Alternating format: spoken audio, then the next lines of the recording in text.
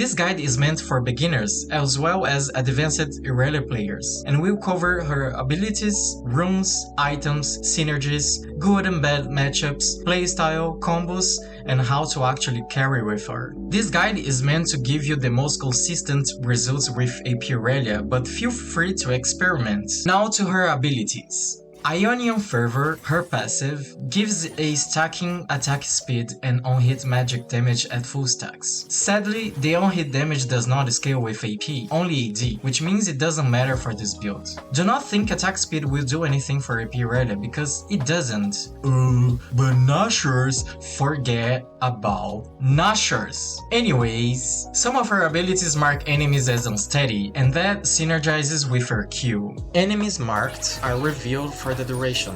Her Q is Blade Surge. She dashes to her target, deals physical damage, applies on-hit effects, and heals a bit. This ability resets if the target was marked unsteady or if the target dies. Blade Surge also scales with AD only, so forget about doing damage with this ability. That's the mistake a lot of people make. Even though an item like Lichbane will allow you to do some damage with it, you should think of this ability as a repositioning tool. Going in to kill or auto attack should be your last resort. Her W is Defiant Dance. This is your biggest damage ability, but also your main defensive tool. Irelia channels a defensive stance for up to 1.5 seconds, blocking an okay amount of magic damage and a lot of physical damage. After the channel, she lashes her blades forward and deals physical damage with an incredible 150% AP scaling. You hit max damage halfway through the channel at around 0.75 seconds. And here is a fun detail: if you kill a unit with your W and then instantly Blade Surge it, you still get the Blade Surge reset. During late game with enough AP, your W can reach over 50% magic damage reduction and 100% physical damage reduction. The hitbox is slightly longer than the animation and ignores stuff like wind walls or brown shield. While channeling, you cannot move, auto attack, nor flash, but you can flash right at the ends of the channel to reposition the area of damage. This is really useful and very cool when you are able to do it. Her E is Flawless Duet and has 2 casts. Each cast places a blade at a point close to Irelia. The second cast can be made for up to 3.5 seconds after the first cast. After choosing the 2 points, they snap towards each other, stunning and damaging anything caught in the line. The AP scaling is 100%, and the range between the 2 points has no real limits. If you are able to walk, dash, and reposition between the 2 casts, you are able to create a long line that will hit multiple targets. Flawless Duet gives strong CC and marks enemies as unsteady for your Blade Surge. The hitbox is bigger than animation, especially close to the tips. This ability is stocked on track by Yasuo, Samira, Braum, and Mel. Usually you want to hide your first cast of Flawless Duets by either throwing it outside of the enemy's vision range or by using on top of a target right before you Blade Surge it. This way your ability will be hard to spot and you can surprise enemies. Her ultimate is Vanguard's Edge. Irelia launches blades that expand into a spade-shaped cage. This cage has 2 instances of damage, on impact and when enemies pass through the wall. Yasuo and Samira can just delete this ability from the map, and Mel can actually reflect it. Thanks Riot Games. But Braum, he cannot stop it, so this is very good to know. The biggest mistake I see people doing, even advanced players, is that they wait for the squishy targets to try to hit them. However, you don't need to aim at the squishy targets. Actually, the best scenario is if the squishy enemies are around the main targets. That way, you increase the chances of hitting double damage on them. Understanding this is the key to landing ultimates that will win your team a fight. AP Irelia's strength comes from hitting multiple targets with every single one of her AoE abilities. Ideally, you want to try to hit at least 2 people every single time, but sometimes one target is enough. Also, remember her damage is mixed. Even if you build full AP, she's always going to do a third of her damage as physical damage. In most games, you're going to level up W first, then E, then Q. However, if you see enemies building armor, you level W till level 3 and then level up E to level 5 before coming back to W again. Other games, you may want to put 1 or 2 extra early points on Q for better early 1v1s and sustain lane, especially building Gunblade first. Different from AD Irelia, you won't be able to always reset your Q on minions. It takes time and practice to get used to that. Combos. There are some basic combos that are important to know when playing AP Irelia. In these combos, I'm not including Blade Surge, but you can always make it cooler with your dashes. The first combo is EEW. This is a combo for poking or finishing a target during a teamfight. Sometimes it's better to wait for the E animation to make sure you are going to land your stun before charging your W. Other times you need to do it fast. The next combo is EEWR. During this one, you're gonna want to throw your ultimate right after W hits the top damage level, so 0.75 seconds. If you do it correctly, you make a little animation cancel between her W and R. And it's very funny because after the stun ends, people tend to try to flash away, end up hitting their face on the wall of their ultimate. The next combo is REEW. Do this if you are sure to hit your ultimate. The ultimate slow will help you hit your stun after. The last combo worth mentioning is just EER. For this one, you want to try to hide your E, and after hitting the stun, you are going to engage with your ultimate. For runes, you're going to be using almost always Arcane Comet as your keystone, because it's the most consistent. It's not that Electrocute is bad, or you shouldn't try Dark Harvest, Conqueror, First Strike or others.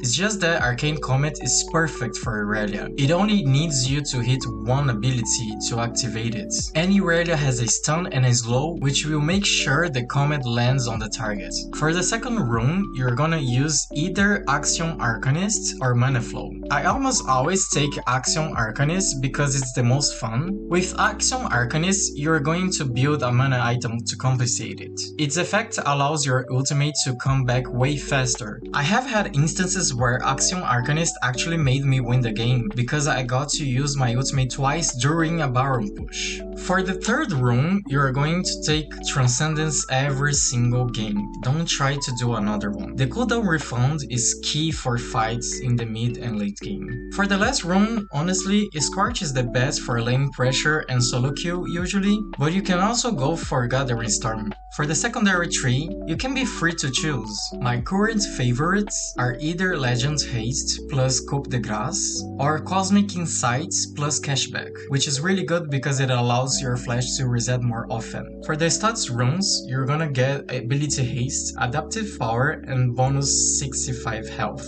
These runes will help you with your early game. Items. The first thing you need to do, like I said, is forget about nachos. You should prioritize the stats in the following order: AP, Ability Haste, Omnivamp and Utility, Health, Magic Penetration, Defense.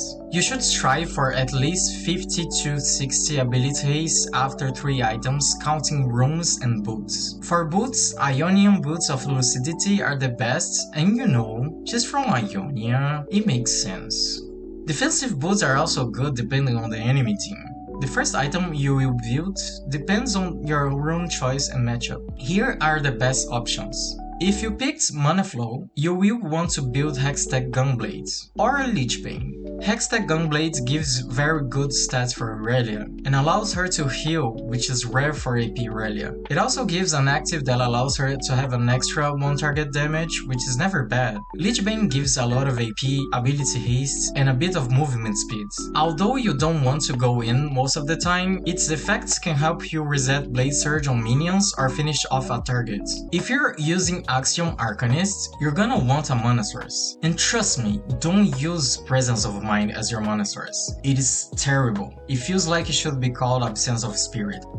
For your mana item, you're gonna want to use either Malignance or Blackfire Torch. Blackfire Torch is extremely underrated. If you tried Nashos before because of the on-hit effect, you should know Blade Surge also applies burn effects. Plus, your other abilities will also apply the burn. They regularly will hit multiple targets, so the effects of its passive will allow you to gain a lot of AP mid to late game. Also, it's a great item with anti-healing. On the other hand, Malignance is amazing with Axiom Arcanist, and you should take it every time you're against a team that doesn't have a lot of dashes. This will allow you to use your ultimate way more often and engage fights for your team.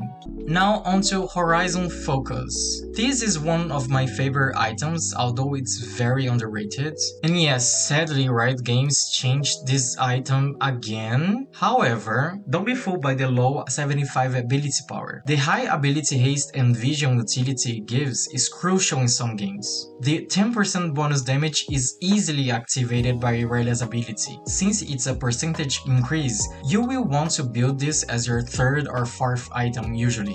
For the lady items, I'm gonna talk about the best ones, but honestly, almost all AP items are good with her, depending on the situation. The core follow-ups include Hextech Rocket Belt. It helps you reach long-range targets. It's also really good to break shields, like Malzahar's or Edge of Night.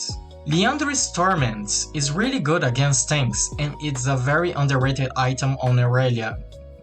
However, remember that it lacks cooldown reduction, so you need to get it from somewhere else. Rabadon's Death Cap is usually my third item because I like the glass cannon strategy. I try to build it almost every time because with Rabadon's, if you hit a really good ultimate, it can be game winning. Also, against AD comps, it's really good because your W is gonna deny 100% physical damage. How to play AP Irelia. On level 1, you can start either with E or Q. W has the biggest cooldown, so it's not the best ability for level 1. During the early laning phase, you want to avoid getting too poked out and control the minions so you don't get shoved into your own tower. Remember, your cooldowns are very long compared to all the other champions, so focus on farming first. Ideally, you want to use your W to hit the enemy as well as their minions while absorbing their pokes damage. After level 6, the best you can do is push waves and roam to help your jungler or gank another lane. Since Irelia's ability can hit multiple targets, bot lane is the best lane to gank. You can also try to poke your enemy laner because your cooldowns will start to become acceptable. However, use your ultimate only if you're sure about getting a kill. Otherwise, it's better to save for skirmishes. Mid-game fights are where AP Irelia shines. And keep in mind that from mid-game on, you should not be auto-attacking a lot, because it's mostly a waste of your HP and time to stop and trade some miserably weak auto attacks. That's why I do not like Nashors on her, because it makes your mind want to auto attack. You're much better off using your cooldown time to reposition. Only use auto attacks to help finish a target. Be patient with your ultimates, because your cooldown is still not that low, and landing a big one can decide fights. For late game, if the enemy is pushing against you, or you're pushing against the enemy team with your team, you should try to poke them out and mainly hit a good E to follow up with your ultimate. If you're diving in teamfights, always have your W ready before it, so you can absorb most of the damage and after you can try to retreat. Sometimes you want to be the one engaging with your ultimates, other times you want to be in the backline with your ADC and help them while waiting for the perfect time to throw your ultimate. You can also throw your ultimates in a defensive manner, by making sure the walls will slow the enemies from moving towards you and your ADC. Matchups and synergies. AP Irelia loves champions that can frontline and CC targets like Leona, Ornn, Alistar, and Sion. She also pairs really well with divers who capitalize on her bursts, like Kayn, Nocturne, Hecarim, Rengar, and Echo. In that case, Horizon Focus can be really good because you can throw your ultimates and give vision for your assassins to finish some targets off. She also loves champions that will help her nuking targets from far away, like Lux, Xerath, Ziggs, Zoe, Jhin, and Miss Fortune. Be careful if your team has champions that constantly move targets, like Gragas, Maokai, and Skarner. Trust me, playing with a Skarner in your team can be mentally exhausting, trying not to miss abilities because he takes enemies to a freaking train ride every time. About matchups, AP Irelia hates going against bruisers with health, high resistances, and sustain. You will be constantly stat checked by these champions, so that's why going top lane can be rough for her. Also, she does not have a lot of escape tools, so champions with a lot of slows or dashes can punish her easily in a longer lane.